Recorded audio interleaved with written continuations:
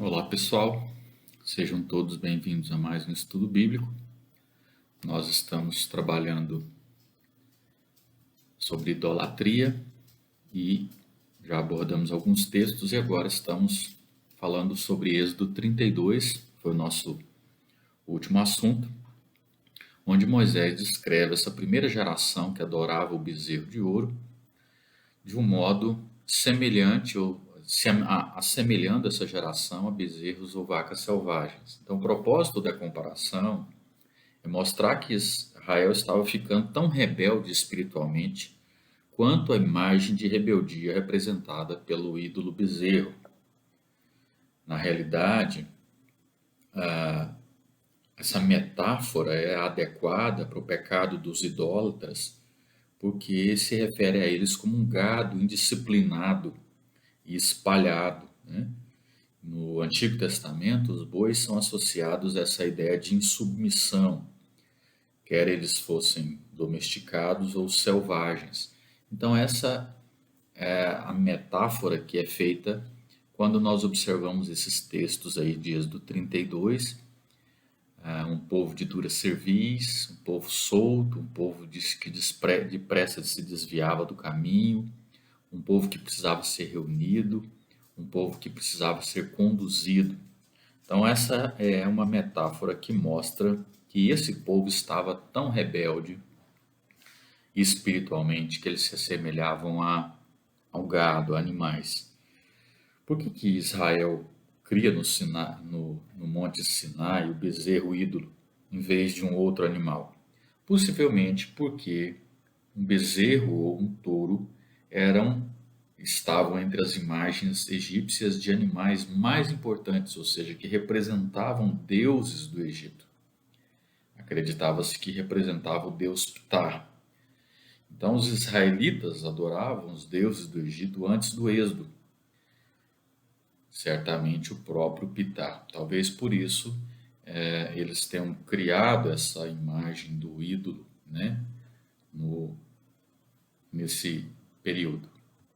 Além do texto de Êxodo 32, nós temos vários outros textos para tratar, entre eles o Salmo 106, eu vou ler os versos 19 a 21, que tratam dessa uma alusão à idolatria do bezerro de ouro pelos israelitas num texto posterior, que é esse texto dos Salmos. Diz o seguinte: em Horebe fizeram um bezerro, adoraram um ídolo de metal, trocaram a glória deles pela imagem de um boi que come capim. Esqueceram-se de Deus, seu Salvador, que fizera coisas grandiosas no Egito. Então, o texto está se referindo à troca de Israel do Deus verdadeiro por outro Deus. Israel troca o glorioso reflexo de Deus no seu meio pelos ídolos, pelo reflexo dos ídolos. Então, basicamente, o Salmo 106 ele está falando, afirmando que os adoradores do bezerro de ouro trocaram a glória de Deus, que deveriam refletir, pela inglória semelhança com a escultura do animal. Então, portanto, o Salmo, versos 19 e 20, não apenas dizem que Israel trocou o verdadeiro Deus por um falso Deus em forma de bezerro, mas também mostra que Israel trocou a glória de Deus demonstrada a eles no Egito, que eles deveriam refletir essa glória, eles trocam então pela imagem do ídolo e em seguida eles passam a refletir essa imagem do ídolo, ou seja, essa imagem ingloriosa. É isso que nós vemos na citação do Bill. Então, não só Israel troca o verdadeiro Deus por um falso Deus em forma de bezerro, mas também mostra esse texto que Israel trocou a glória de Deus demonstrada a eles pela imagem do ídolo, que em seguida passaram a refletir. Além desse texto de Salmos, nós poderíamos ainda falar de 1ª e 2ª Reis. Por exemplo, em 2ª Reis, capítulo 17, verso 15, nesse texto nós vemos uma afirmação de que eles seguiram ídolos vãos e se tornaram como eles. O texto diz: rejeitaram seus decretos, a aliança que tinha feito com seus antepassados e as suas advertências. Seguiram ídolos inúteis e se tornaram como eles, inúteis. Imitaram as nações ao seu redor, embora o Senhor tivesse lhes ordenado: não as imitem. O contexto de 2 Reis, capítulo 17, verso 15, é o texto de 1 Reis, capítulo 12. Quando você olha 1 Reis, capítulo 12, você tem uma visão mais completa do relato. Esse capítulo, nós temos nesse capítulo um relato de que o culto de Israel ao bezerro de ouro, no início da sua história, vai se repetir mais tarde, no início da história do Reino do Norte. O rei Jeroboão, que esteve exilado no Egito, fez 2 bezerros de ouro para serem adorados pela nação. Então, Jeroboão traz do Egito a prática da adoração do bezerro, exatamente como Arão e Israel haviam feito na origem da história de Israel no Sinai. Então, olha os detalhes desse texto de 1 Reis, capítulo 12, dos versos 28 a 33. Pelo que o rei, tendo tomado conselhos, fez 2 bezerros de ouro e disse ao povo: basta de subirdes a Jerusalém, vês aqui teus deuses, ó Israel, que te fizeram subir da terra do Egito. Pôs um em Betel e o outro em Dan. E isso se tornou em pecado, pois que o povo ia até Dan, cada um para adorar o bezerro. Jeroboão fez também santuários nos altos e, dentre o povo, constituiu sacerdotes que não eram dos filhos de Levi. Fez uma festa no 8º mês, no dia 15º do mês, igual à festa que se fazia em Judá, e sacrificou no altar. Semelhantemente fez em Betel e ofereceu sacrifícios aos bezerros que fizera. Também em Betel estabeleceu sacerdotes dos altos que levantaram. No 15º dia do 8º mês, escolhido a seu bel prazer, subiu ele ao altar que fizera em Betel e ordenou uma festa para os filhos de Israel. Subiu para queimar incenso. Então, observa que além da referência aos bezerros de ouro, 1 Reis 12, 28 mostra o rei Jeroboão declarando: aqui estão os teus deuses que te tiraram da terra do Egito. Praticamente essa é a mesma citação de Êxodo 32, versos 4 e 8. Então, existe uma ligação clara entre Êxodo 32 e 1 Reis 12, desse texto que nós lemos. Esse texto também, como de 2 Reis 17, 15, faz um resumo da idolatria do bezerro de ouro, relatada aqui nesse capítulo agora, dizendo que, juntamente com outros episódios de idolatria da história de Israel, esse foi um pecado de seguir esses ídolos vãos e se tornar vazios como esses próprios ídolos também o eram. Além de Salmos, de 1ª e 2ª Reis, nós poderíamos também falar sobre Oséias.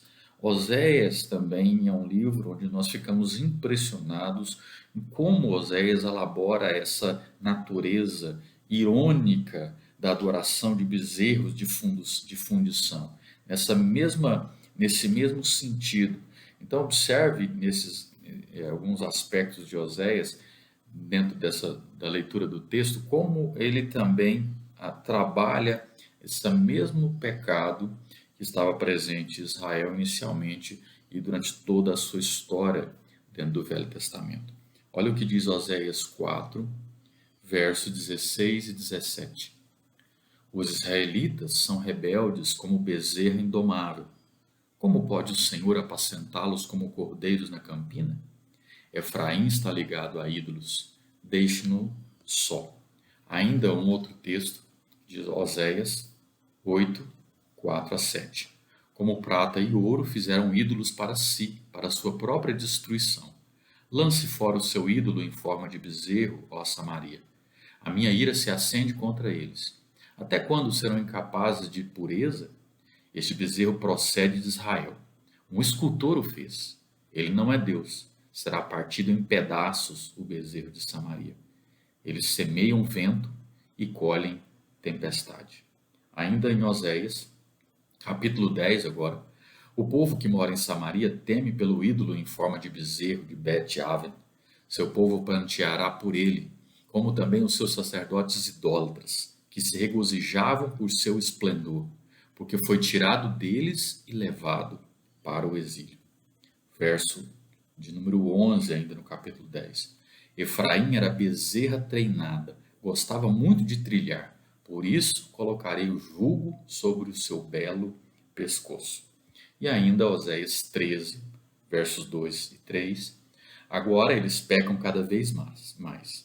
Com sua prata fazem ídolos de metal para si, imagens modeladas com muita inteligência, todas elas obras de artesãos. Dizem desse povo, eles oferecem sacrifício humano e beijam os ídolos feitos em forma de bezerro. Por isso serão como a neblina da manhã, como o orvalho que bem cedo evapora, como palha que num redemoinho vai-se de uma eira, como a fumaça que sai pela chaminé. Observe que, em relação à adoração do bezerro de ouro em Oséias, vale a pena observar primeiro que Israel é representado em todos esses versículos cultuando os bezerros. Segundo, o texto diz que Israel é como uma vaca que se desviou do caminho. Ou seja, isso dá a entender que o profeta quer mostrar que Israel se tornara igual ao seu ídolo, de espírito tão rebelde quanto o bezerro que adorava. Assim como aconteceu à primeira geração na época da origem do culto do bezerro de ouro. Em terceiro lugar, depois de afirmar que a nação se tornara semelhante ao bezerro ídolo, a narrativa, o texto também observa e retrata Israel de outras formas, exatamente como o bezerro será despedaçado.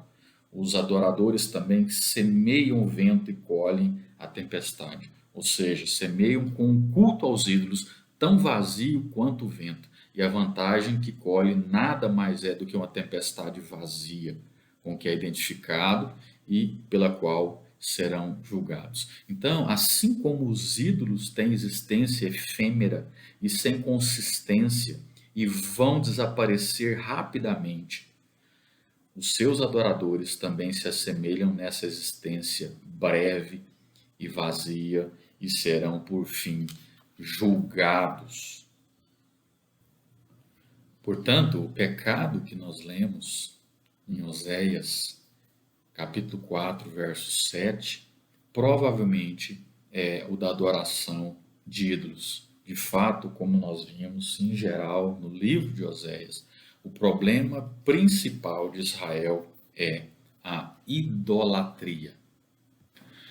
Poderíamos ainda tomar outros textos dentro do Velho Testamento, outros livros, como Jeremias, capítulo 2, os versos 11, que fazem a mesma alusão ao episódio do bezerro de ouro, dizendo no capítulo 2, verso 5, que eles foram atrás de coisas inúteis e se tornaram inúteis, dizendo nos versos 5 e 6, o delito que os vossos pais acharam em mim para que me deixassem, eles foram atrás de coisas inúteis e se tornaram inúteis.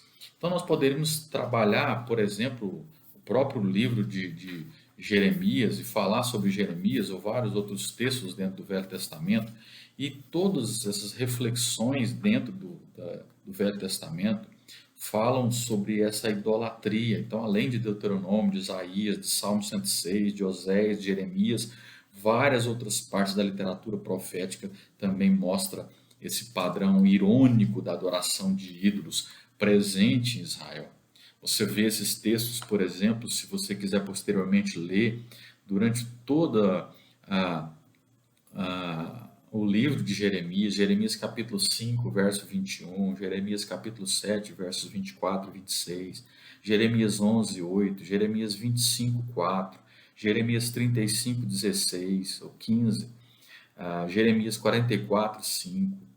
E isso não é, então, coincidência que essa metáfora da disfunção dos órgãos sensórios, não é coincidência que essa metáfora ela ocorre quase sempre em textos que falam de idólatras, ou seja, assim como aqueles ídolos eram mudos, eram surdos, eram cegos, Essa é a disfunção dos órgãos sensórios.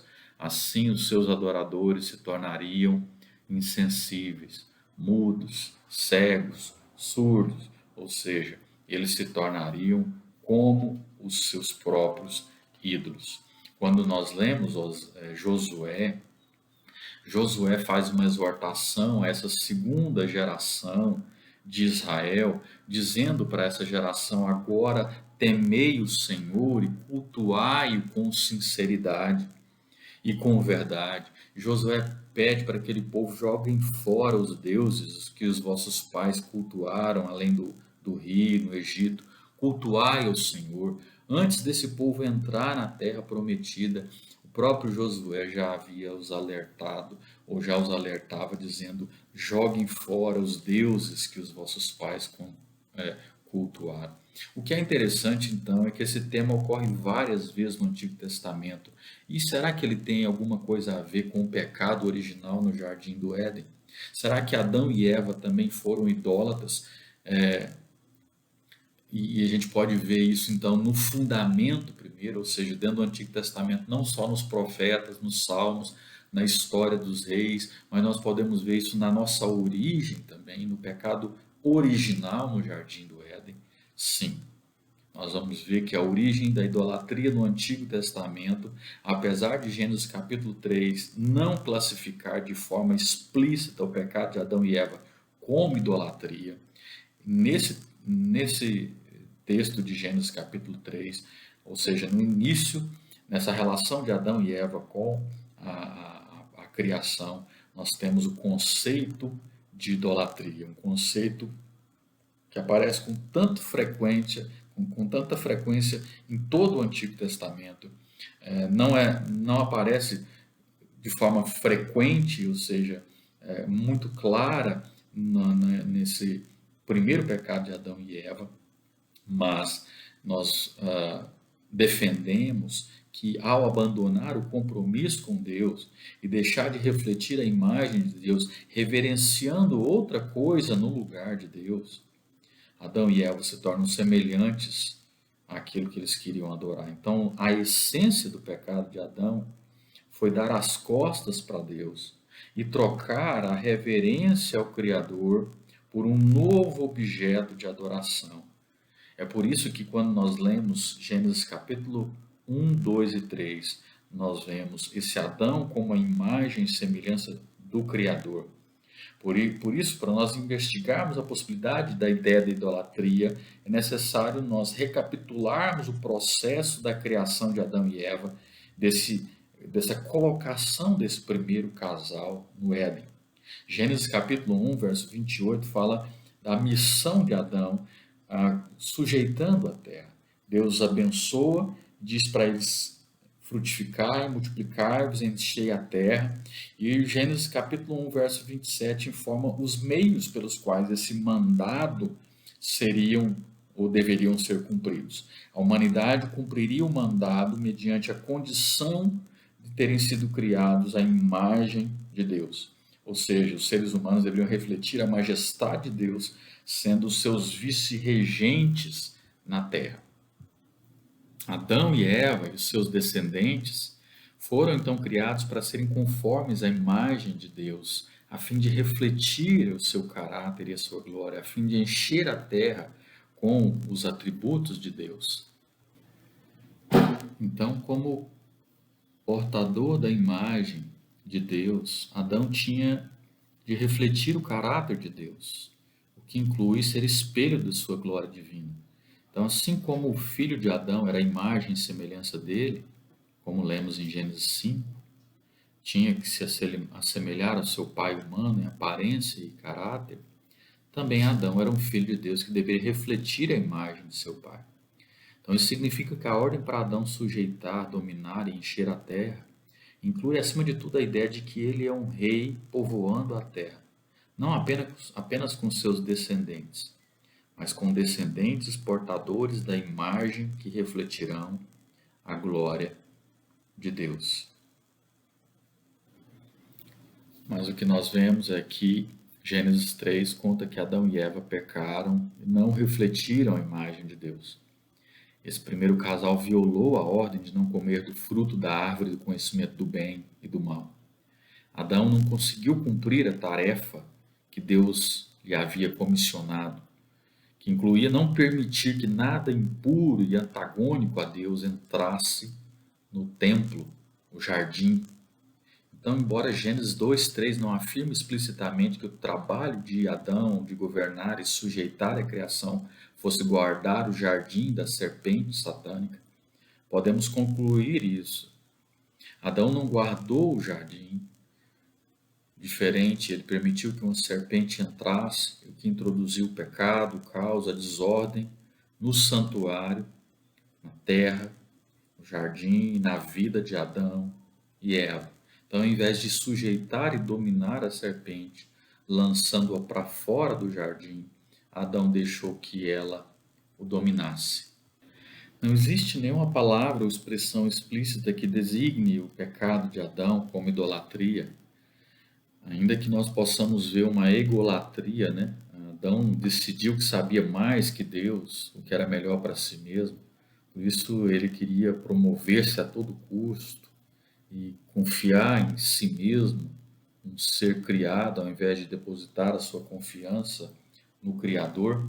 Interessante é que o Christopher Wright, naquele livro que eu já citei, A Missão do Povo de Deus, ele fala o seguinte sobre comentando, concluindo o significado de Gênesis, né, capítulo 3, ele diz que Deus admite que os seres humanos de fato infringiram a distinção criador-criatura. Não que os seres humanos agora se tornaram deuses, mas que decidiram agir como se fossem, ou seja, definindo e decidindo por eles mesmos o que consideram bem ou mal.